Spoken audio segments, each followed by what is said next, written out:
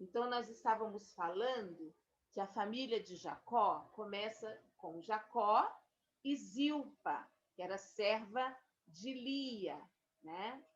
E com ela, Jacó teve Gade e Azer, né? Depois, com Lia, ele teve Rubem, Simeão, Levi, Judá, Issacar, Zebulon e Diná. Foi a única mulher. Com Raquel, ele teve José, o primeiro filho de Raquel, que era estéreo, e depois ele teve Benjamim. Nós vamos falar sobre isso daqui a pouco. E com Bila, serva de Raquel, ele teve Dan e ele teve Naphtali. Cada nome aqui tem seu significado, inclusive o nome Jacó, usurpador, enganador, que passa rasteira nos outros. Bom, esse está o significado aí de cada nome. Aí no capítulo 30 ainda, a partir do verso 25, tudo que os filhos de Abraão colocavam a mão prosperava. E não foi diferente com Jacó. Mesmo Labão tendo intenções desonestas em relação a Jacó, toda ovelha limpa, Labão dizia que era dele.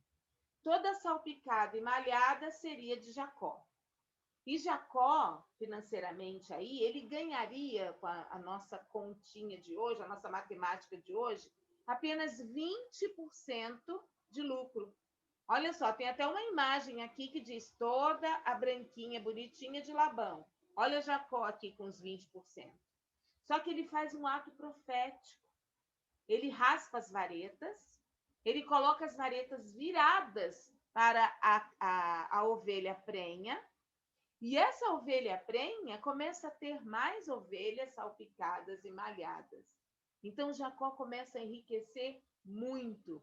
E é aí que a nossa leitura de hoje começa. Então, nós vamos para o começo da nossa leitura de hoje, que é Gênesis 31. Chega o tempo, então, de Jacó ir embora. Jacó já estava bem rico, já estava próspero ali, né? E ele começa a falar com Labão: olha, muito obrigada, tio, pelo tempo que eu estive aqui com o senhor, mas chegou o momento de eu ir embora. E Labão, é claro que não quer, porque ele também começa a enriquecer por causa de Jacó. Se Jacó estava bem de situação, Labão também ficou, né? Mas Jacó sabia que havia uma promessa a ser vivida, né? Mesmo Labão não concordando, né? Ele, o que ele faz? Foge de Labão, sai na surdina da noite com toda a família. E Raquel, ela rouba o pai, ela pega uns ídolos que o pai guardava, né? Naquela época tinha muito isso, os ídolos do lar, né? Que protegiam a casa. E a Raquel rouba o pai dela, não sei porquê, pega os ídolos do pai e este, né? Vai atrás, muito bravo, e começa a acusar Jacó. Jacó não estava sabendo de nada que Raquel tinha pego os ídolos do pai. Acusação para cá, acusação para lá. Raquel se senta em cima dos ídolos, né? Finalmente, todos fazem as pazes. Labão volta para casa e Jacó e a comitiva dele, que era bastante gente, vocês viram a quantidade de filhos que ele tinha, né? Seguem o seu caminho. E no capítulo 32, isso é o capítulo 31, tá? Que eu acabei de falar. Enfim, deu tudo certo. No capítulo 32, Jacó teve seus olhos abertos, que a gente chama de dom de visão. Ele tem uma visão em Maanaim. O que significa Maanaim? 2 campos ou 2 exércitos. Algo Deus estava querendo mostrar para Jacó com essa visão, né? E ele entendeu que com certeza ele iria encontrar o próximo exército do seu irmão. Essa visão de anjos de Deus vindo ao seu encontro. Então foi primeiro dom de visão. Quem teve foi Jacó. Jacó sabia que o encontro com Esaú seria inevitável. Será que esse encontro seria amoroso ou seria de guerra? Então Jacó ele tem uma ideia, ele envia mensageiros a Esaú e eles voltam com uma notícia não muito boa, né? Vai lá para você ver como é que está vindo meu irmão Esaú, ver se está tudo em paz ali. E daí eles voltam e em Gênesis 32, 6, olha só que tremendo. 32, verso 6. Quando os mensageiros voltaram a Jacó, disseram-lhe: Vamos até seu irmão Esaú. E ele está vindo ao seu encontro com 400 homens. E aí, gente, depois de tudo aquilo que vocês viram que Jacó fez, né? Tudo aquilo que ele aprontou com Esaú, comprou o direito de primogenitura, enganou na hora de fazer o guisado saboroso para o pai. Você teria medo? Eu teria. E é claro que Jacó teve medo, né? E aí ele teve uma estratégia para o encontro. Ele dividiu todos em dois bandos, e se Esaú matasse um grupo, a outra metade fugiria, né? Isso está lá em Gênesis 32, 7. Quando você abre lá, você lê assim: Jacó encheu-se de medo e foi tomado de angústia. Então dividiu em dois grupos todos os que estavam com ele, bem como as ovelhas, as cabras, os bois e os camelos, pois assim pensou: se Esaú vier e atacar um dos grupos, o outro poderá escapar. Tá? E ele faz uma oração a Deus, né? E pede, o Senhor que me disse, volte para a tua terra, não sou digno de toda a bondade do Senhor. E aí ele começa a se humilhar diante do Senhor, certo? Só acontece uma coisa aí muito interessante. Esaú está vindo com os 400 homens. E Jacó, ele teve uma ideia de mandar presentes para Esaú. Os presentes iriam chegar na frente de Jacó, ou seja, para amansar o coração do irmão. Olha que coisa, né? Os presentes chegariam antes. Só que Deus, ele é tão maravilhoso que ele marca o encontro conosco. E Jacó passa suas mulheres, seus filhos pelo Val de Jaboque. Eu consegui até uma foto do Val de Jaboque aí. Então, era uma travessia, né? Um lugar de travessia. E Jacó se refugia no vale. Eu acho até com medo, escondidinho do irmão, né? Com medo do irmão. E ele fica sozinho com Deus. Isso a gente lê lá em Gênesis 32, 22. Eu quero ler para vocês. Diz assim: Naquela noite, olha, era de noite ainda. Naquela noite, Jacó levantou-se, tomou suas duas mulheres, suas duas servas e seus 11 filhos para atravessar o lugar de passagem do Jaboque, que é essa foto aí que vocês estão vendo. Depois de havê-los feito atravessar o ribeiro, fez passar também tudo que possuía. E Jacó ficou sozinho. Então veio um homem que se pôs a lutar com ele até o amanhecer.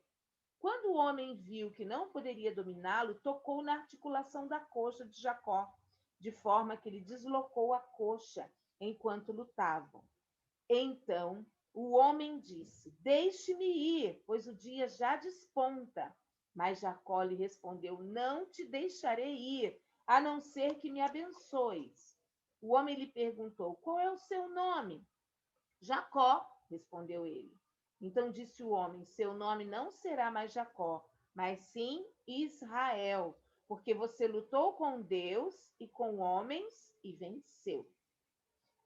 Prosseguiu Jacó: Peço-te que digas o teu nome. Mas ele respondeu: Por que perguntas o meu nome? E o abençoou ali.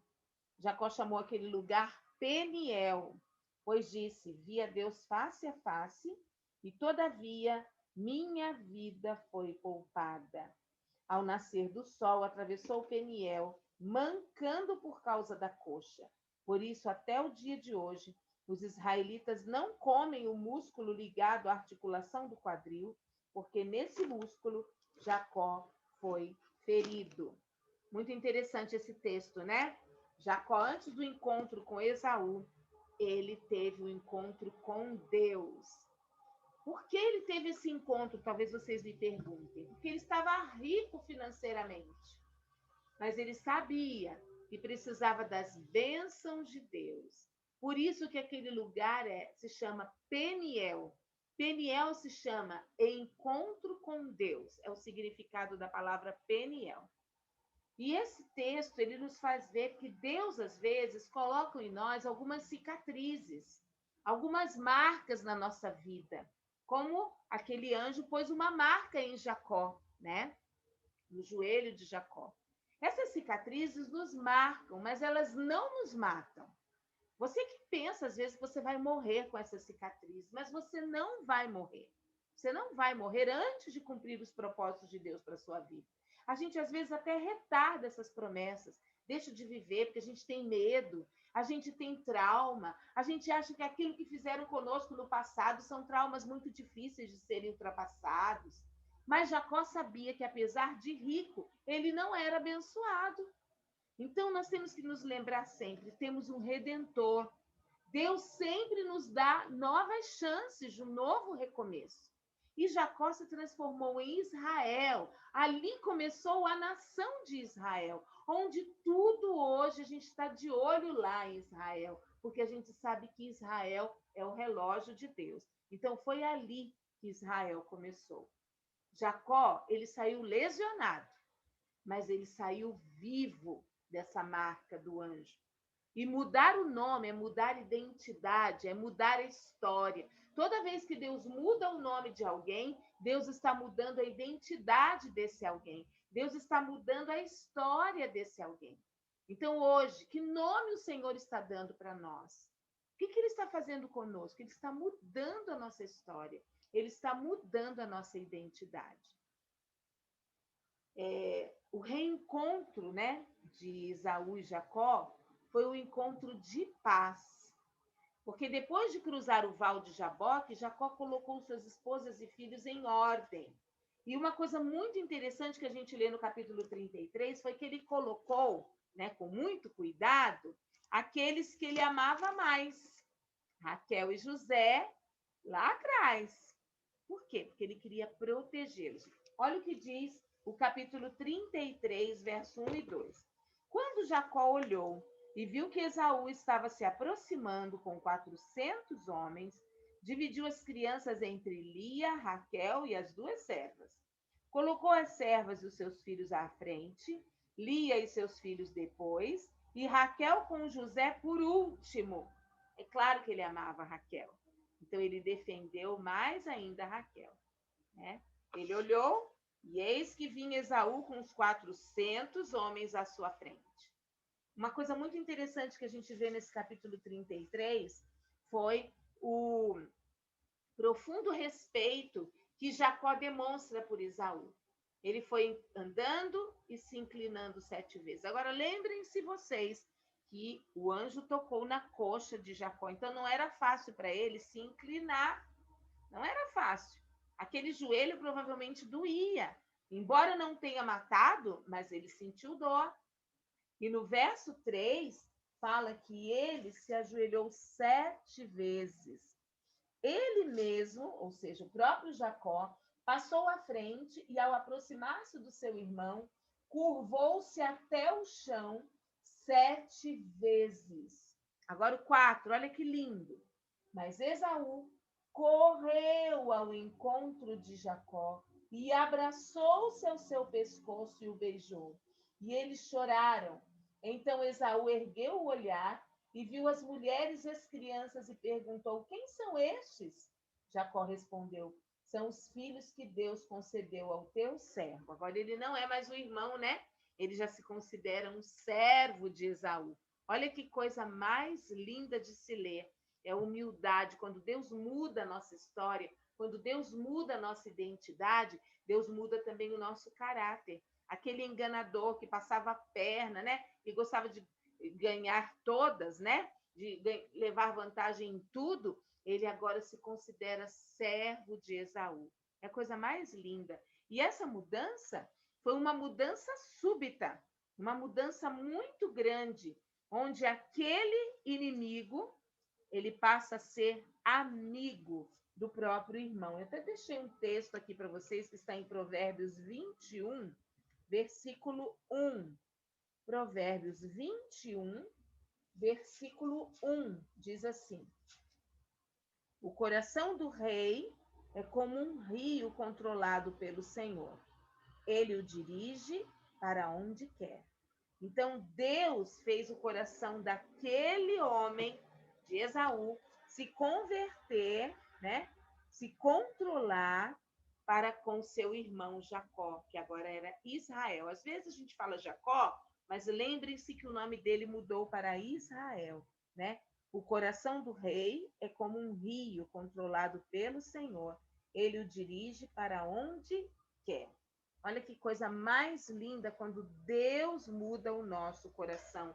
Quando Deus muda o coração daquelas pessoas que são difíceis de lidar, né? Deus pode fazer isso. É muito lindo quando Deus muda o coração do rei, né? A partir do verso 8 desse capítulo aqui, capítulo 33, Esaú quer saber as intenções de Jacó. Então ele pergunta para que todos esses presentes, né? Lá no verso 8, o que você pretende com todos os rebanhos que encontrei pelo caminho? Quer dizer, o que é isso que você está fazendo? E Esaú revela que também foi próspero. Até a Débora, eu queria que a Débora estivesse aqui, mas com certeza ela vai assistir depois. Ela perguntou, né? Por que a bênção de Isaac não alcançou também Esaú? Mas aí você vê que a bênção alcançou sim. Esaú revela que também foi próspero. Ele quis até disponibilizar uma escolta humana para Jacó. Não sei se vocês leram lá, ó. Verso 15 diz assim: Esaú sugeriu: permita-me então deixar alguns homens com você. Jacó perguntou: mas para que, meu senhor? Ter sido bem recebido já me foi suficiente, né? Então ele queria uma escolta humana, ele queria que Jacó, aquele irmão dele, que era o caçula, fosse protegido. Só que, sabiamente, Jacó recusa a ajuda, porque Jacó sabia que quem guardava e dirigia é Deus, né? Os irmãos seguem seus caminhos em paz, sem nenhum problema, tudo perdoado, tudo zerado, né? Porque Jacó já tinha tido um encontro com o Senhor. Isso é muito lindo de se ler, né? Agora, no capítulo 34, acontece algo muito ruim, onde Diná, a única filha de Israel, de Jacó, ela foi desonrada, ela foi deflorada. Quando você lê esse capítulo 34, você vê que Siquém, filho de Amor, o Eveu, governador daquela região, né? Ele agarrou e a violentou. Só que tem algumas coisas que Joséfo, o historiador, levantou em relação a Diná. Então Jacó vive um drama na família. Diná, uma filha de Jacó, saiu para ver as mulheres nativas. Muito interessante isso. A desobediência, ou então o descaso para com os filhos, né, fez com que Diná sofresse esse estupro, né? Porque Diná estava participando de um festival daquela redondeza, um festival nativo. Isso é uma observação de Joséfo, o historiador. No site Apologeta, você estuda isso mais a fundo. Eles abordam versículo a versículo. Então, eles misturam não só a palavra, como a história, o que a história revela. Número 2, Diná se misturava livremente e muito frequentemente na sociedade do lugar, né? Ela era uma moça simples, inexperiente. O pai, Israel, né? Acabou de ter o nome mudado, mas ele era um pai ausente, ele era um pai omisso, principalmente de mulher, né? E é claro que Diná ficou lisonjeada com os elogios de Siquém. Joséfo, inclusive, diz que a corte foi longa. Não foi assim, ele viu Diná, já pegou, já estuprou. Demorou. Diná deve ter ficado encantada com tudo que ouviu. Onde estavam os pais dessa menina? Onde estavam? Né?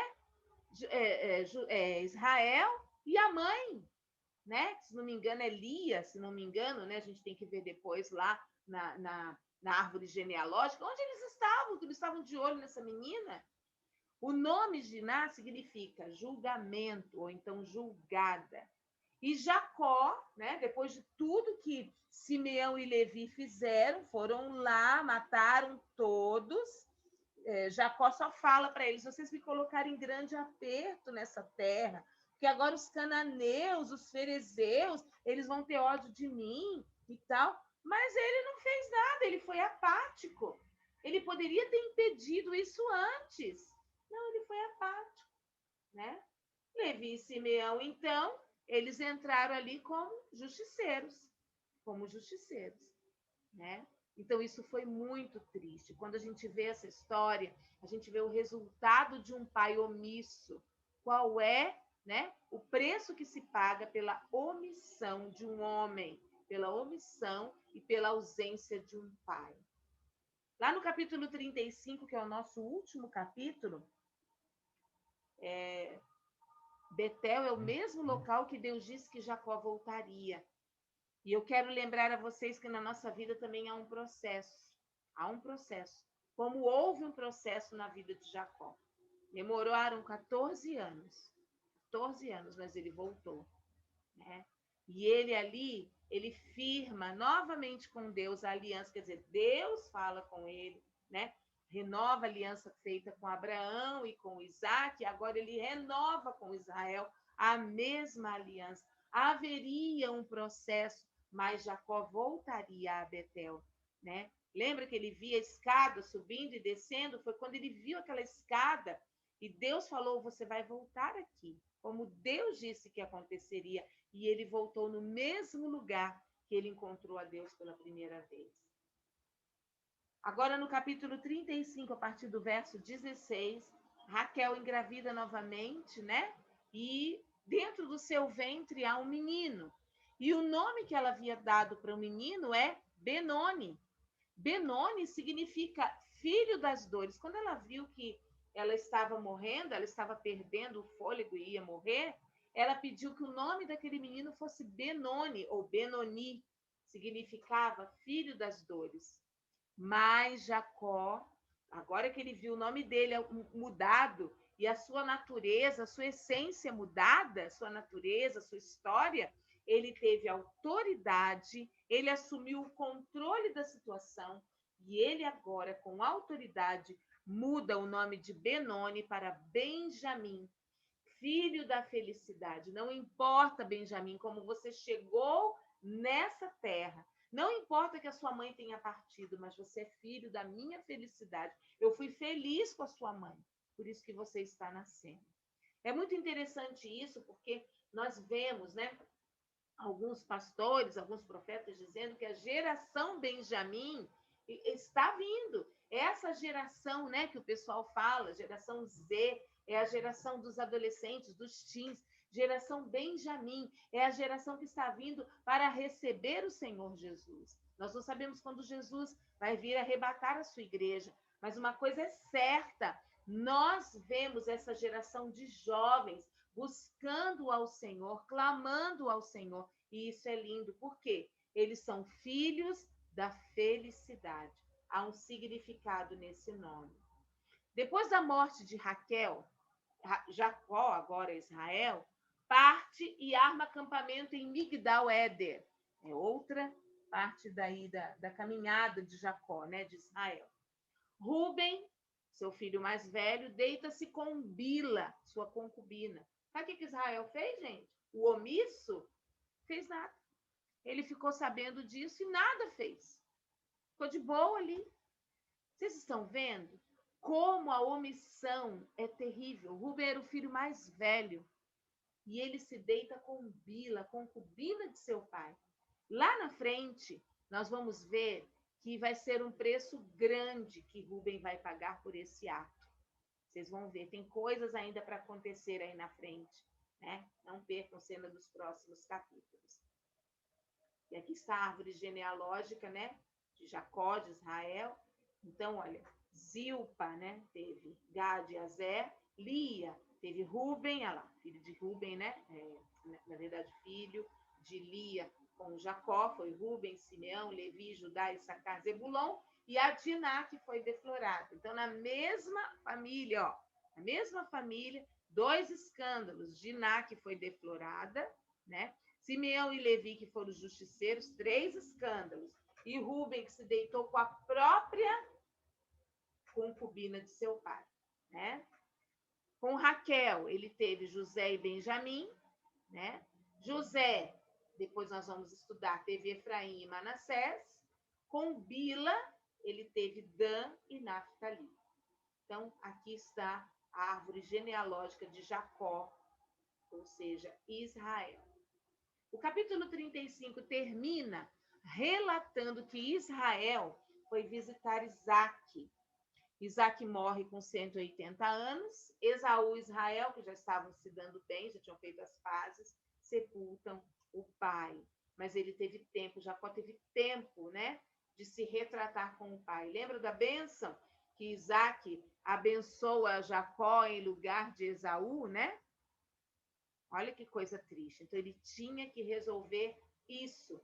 Ele tinha que acertar as coisas, porque seu pai já estava partindo, né? Já era o momento do pai partir, certo? Então, vocês estão vendo que hoje a nossa leitura foi bem pesada, né? Porque falamos de estupro, falamos de vingança, foi coisas assim bem pesadas na noite de hoje. Mas necessário, né? São coisas que são necessárias a gente falar, não tem como a gente não tocar em assuntos assim tão pesados. Eu vou interromper a gravação porque a gente terminou agora